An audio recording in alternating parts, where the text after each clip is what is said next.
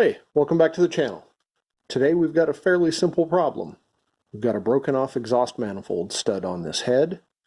We're going to use the new mini mill to take that out.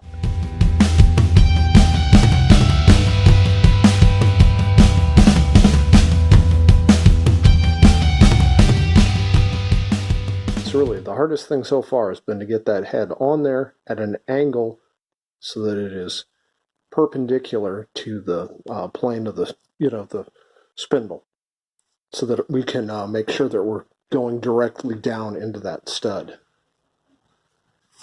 You can see what I've done. So I've got the table here. This will only work with the wider table on a little machine shop mill or one of their table conversions.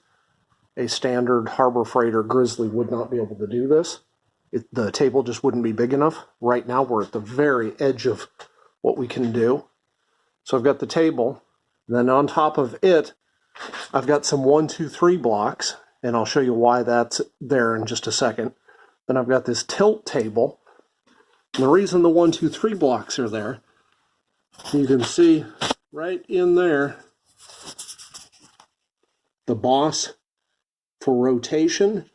If the tilt table is all the way down, then that impacts here and it won't tilt far enough. You can see here that I ran studs up from that tilt table up through 2 of the head bolt holes. And that's what's clamping this head onto that tilt table. It turns out that this tilt table that I purchased off of Amazon, and I'll put the link to it in the comments below, the T-slots for this are not the same as the T-slots on the mill, which is really frustrating. So all of the hold down stuff that I have for the mill doesn't fit this. So what I did was I just took a couple of nuts that are the same thread as the hold down kit, and of course they are too tall to fit in there, so I used the mill itself to shave just a little bit off of them. It's not as strong as a T-nut. It doesn't come up into this slot. And I'll probably make something a little bit better. But for what I was doing here, just holding that head on, those seem to work just fine.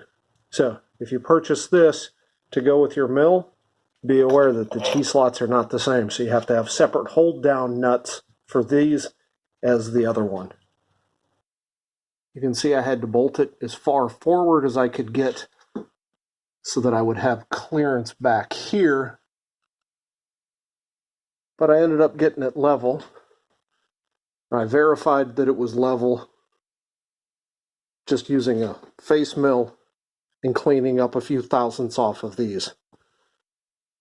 So now we've got to get an end mill or a drill bit the right size, and we'll get this guy out of here.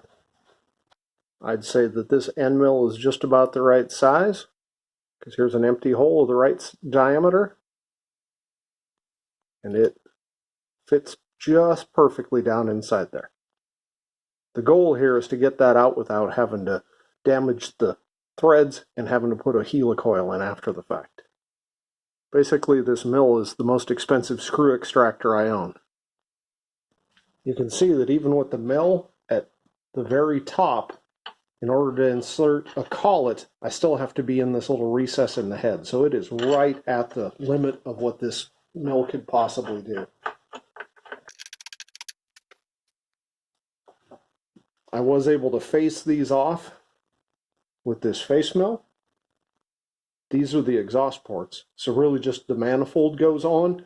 I've taken about 5 to 10 thousandths off on these. It doesn't matter because it doesn't affect the geometry of the intake. I would not do this on the intake side because that affects the geometry of how the intake manifold meets with the heads. The only concern I have right now is if this is going to be deep enough to get that whole stud out of there. But it's what I have. So we're going to give it a try.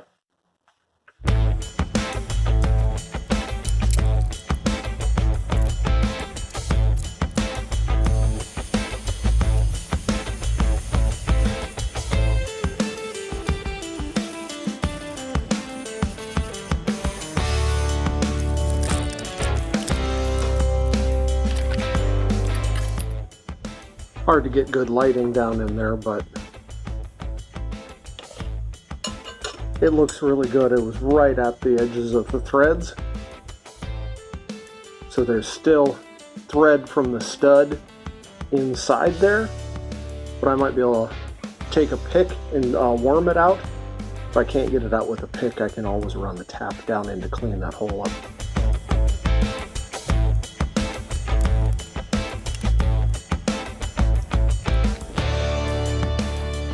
Alright, now that I got it off the mill or onto the bench, you can already see that this thread's coming out here. So there's a bunch of the thread from the old stud. Depth-wise,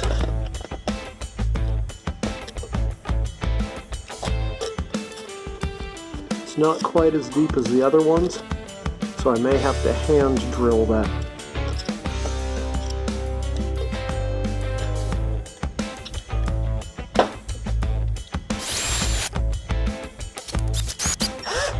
It definitely broke through the bottom of the old stud.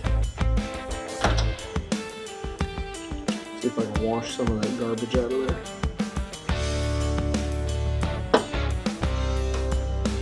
Yeah, now it's going the same depth. So I'll just finally clean it up with the tap there, and we'll be good.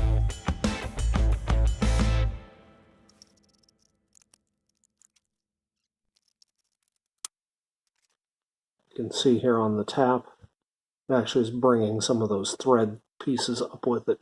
Come on, focus.